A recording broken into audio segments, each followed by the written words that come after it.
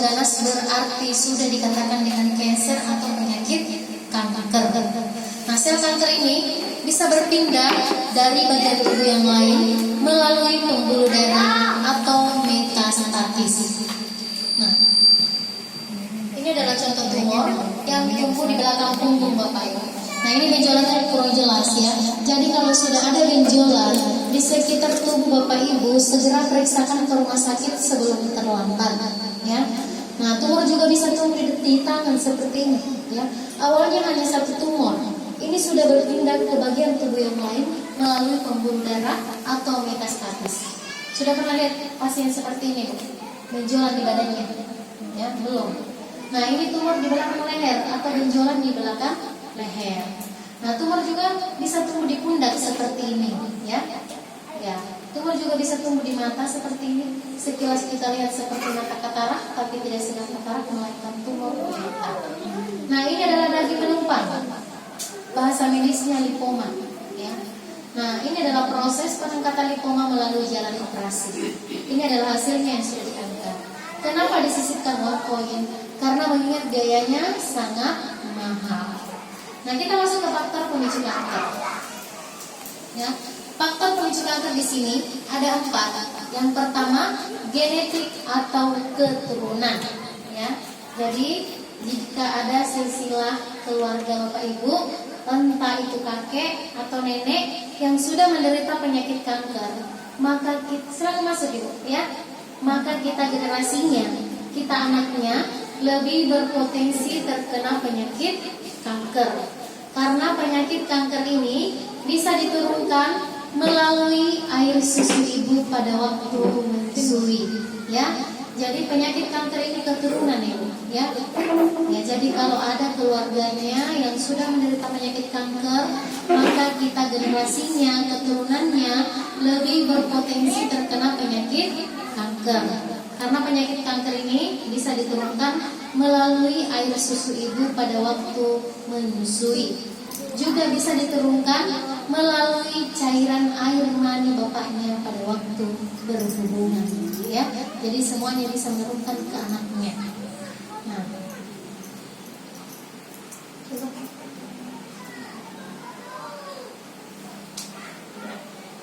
bisa.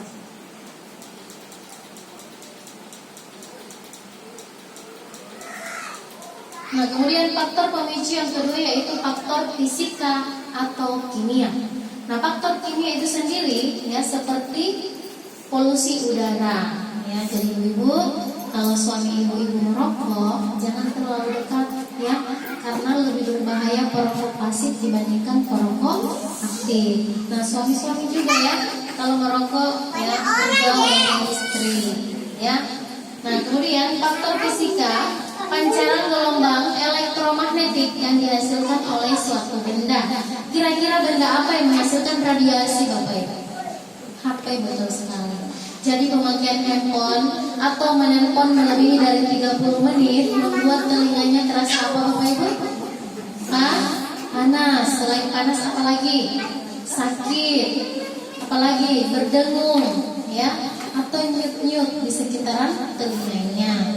Jadi kalau sudah ada rasa sakit, sudah ada rasa panas, berarti sudah ada kerusakan pada sel saraf otak kita, sehingga bisa memicu terjadinya penyakit kanker otak ya. Jadi ibu-ibu bisa main HP, tapi jangan terlalu lama menggunakan handphone. Misalnya menelpon terlalu lama sampai berjam-jam, itu tidak boleh ya. Kemudian menggunakan handphone sementara dicas, itu juga tidak boleh, karena radiasinya meningkat 1000 kali lipat ya.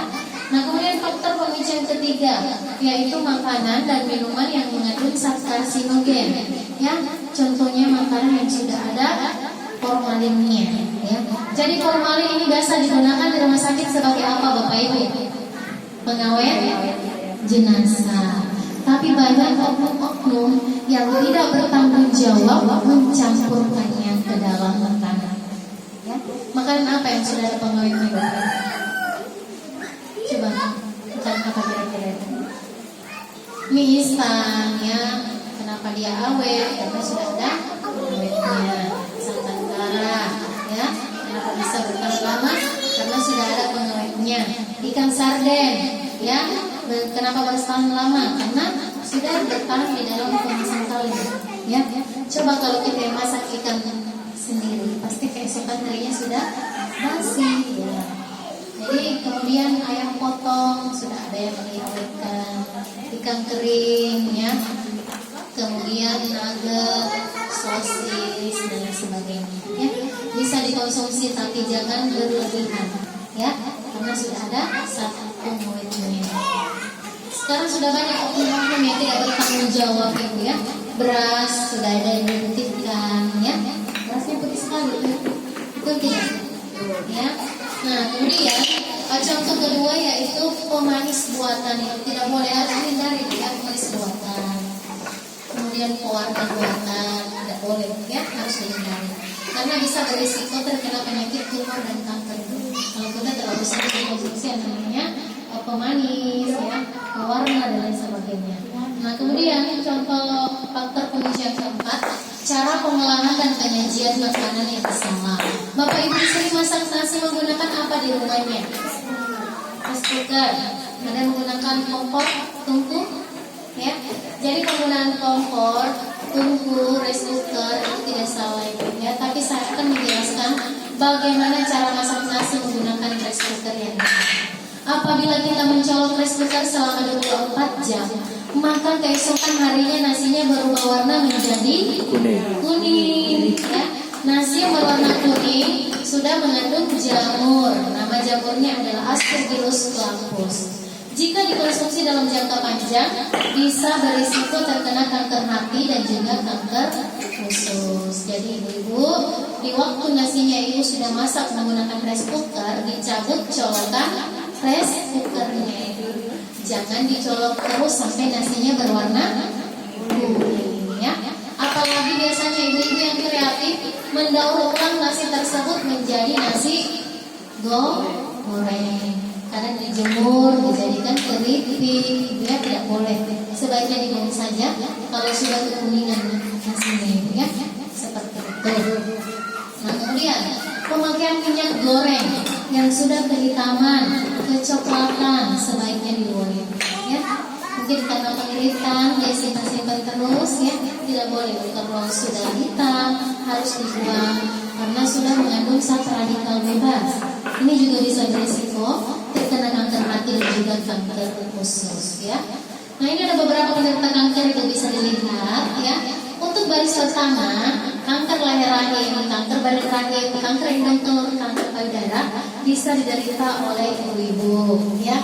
Untuk baris kedua, kanker prostat, kanker mulut, kanker tenggorokan, kanker hati bisa diderita oleh bapak-bapak, ya. Untuk baris ketiga, anak-anak juga bisa berisiko, ya, bapak-bapak, orang dewasa juga bisa berisiko. Jadi penyakit kanker ini tidak memandang usia, ya, mulai dari anak-anak sampai orang dewasa, semua bisa terkena penyakit tumor dan kanker. Nah, kita masuk ke pembahasan pertama yaitu kanker prostat. Kanker prostat ini adalah jenis pembuluh nomor 3 setelah stroke dan juga jantung. Kanker prostat adalah kemunculan tumor di dalam kelenjar bapak-bapak, ya. Jadi yang bisa berisiko terkena kanker prostat adalah bapak-bapak saja, ibu-ibu tidak termasuk, ya. Karena bapak-bapak hanya 2 orang yang hadir, mungkin ibu-ibu bisa sampaikan suaminya di rumah, ya. Ya. Yang cenderung terkena kanker prostat yang pertama, pria yang berkulit hitam atau gelap, ya. Kenapa pria yang berkulit hitam atau gelap berpotensi terkena kanker prostat? Karena pigmen kulitnya lebih tipis dibandingkan kulit putih, ya, dari hasil penelitian. Tapi kulit putih juga bisa berisiko, ya, dengan profesi sebagai berikut, seperti petani, sering mengangkat beban berat, sering duduk lama di menyetir mobil, sering duduk lama di kantoran dan lain sebagainya, tapi malas mengkonsumsi air putih, itu juga bisa berisiko terkena kanker, ya, kanker prostat. Jadi bukan cuma kulit hitam yang bisa berisiko, semua bisa berisiko, ya. Nah, kemudian yang ketiga, hubungan intim suami istri yang sangat jarang atau suaminya terlalu sering menahan hasratnya. Jadi ibu-ibu, kalau bapak-bapaknya minta, jangan ditolak, harus dikasih, ya. Karena kasihan bapaknya bisa berisiko terkena kanker prostat, ya. ya bapaknya sudah capek-capek cari uang, ya ibunya tolak lagi, ya jadi tidak boleh ditolak sayangnya, ya karena kalau bapaknya sakit pasti siapa yang repot kira-kira? Istrinya kan, bukan istri tetangga, ya. Ya, jadi tidak boleh ditahan hasratnya, ya. Jadi misalnya anaknya sudah usia 25 tahun ke atas laki-laki dan sudah memenuhi pendidikan, ya. Jangan ditahan-tahan. Nah, gejala awal terkena kanker prostat yang pertama ini biasanya kalau misalnya seorang muda ya ini karena tidak pernah menahan, karena tidak pernah menyalurkan hasratnya, ini sangat berpotensi di usia lanjut ya.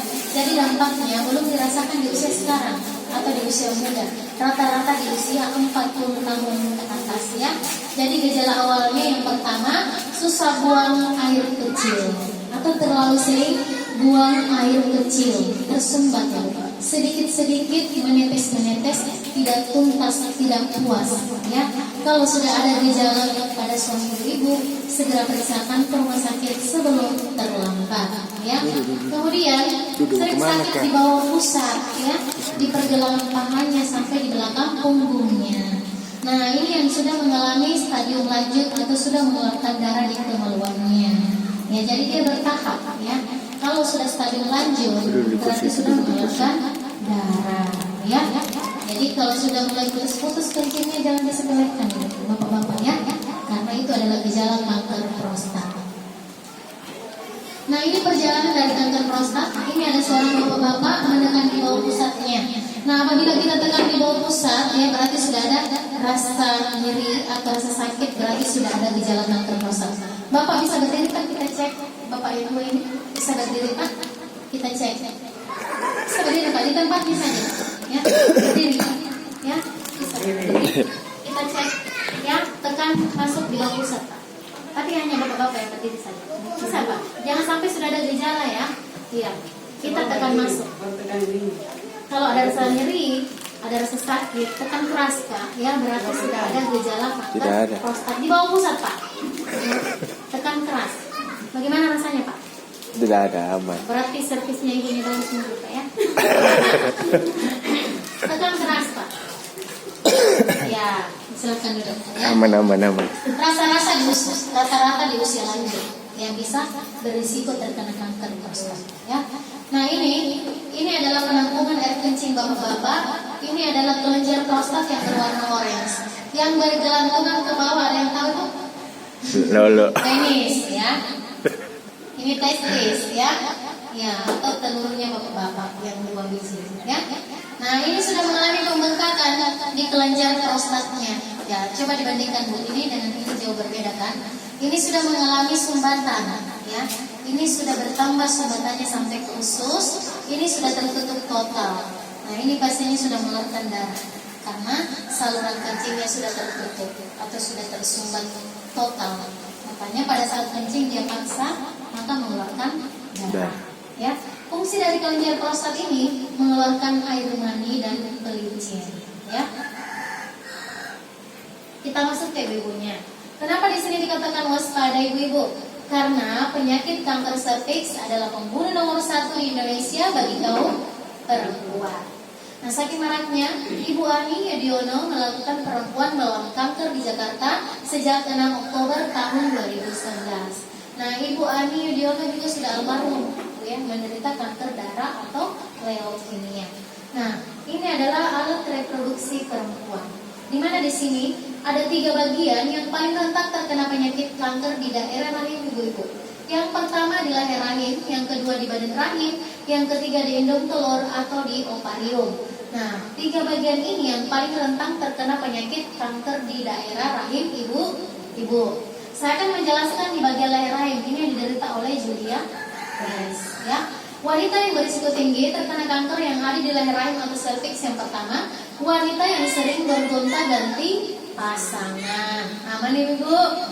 Alhamdulillah ya.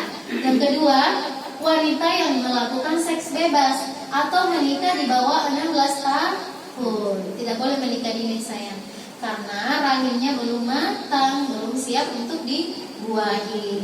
Jadi kalau ada anak-anaknya umurnya masih 17 tahun, sudah ada yang melamar, jangan dulu ibu ya. Nanti 19 tahun ke atas baru menikah supaya rahimnya sudah matang, sudah siap dibuahi ya. Nah yang ketiga, wanita yang tidak pernah menjaga kebersihan alat kelaminnya atau jorok ya. Ibu-ibu, di poin ketiga ini saya berikan 2 contoh ya. Kalau pakaian dalamnya ibu-ibu terasa lembab, basah, diganti ya. Jangan dipakai terus sampainya mau tidur.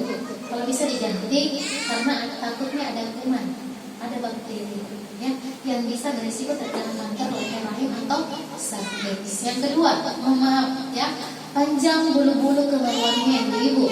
Tidak boleh melebihi dari 3 cm ibu-ibu. Karena kalau terlalu panjang bisa rontok dan masuk membawa kuman atau bakteri ke dalam mulut rahimnya. Jadi sesampainya di rumah ibu-ibu bisa menggunakan penggaris ya. Kita ukur ya. Kalau terlalu panjang kita gunting saja.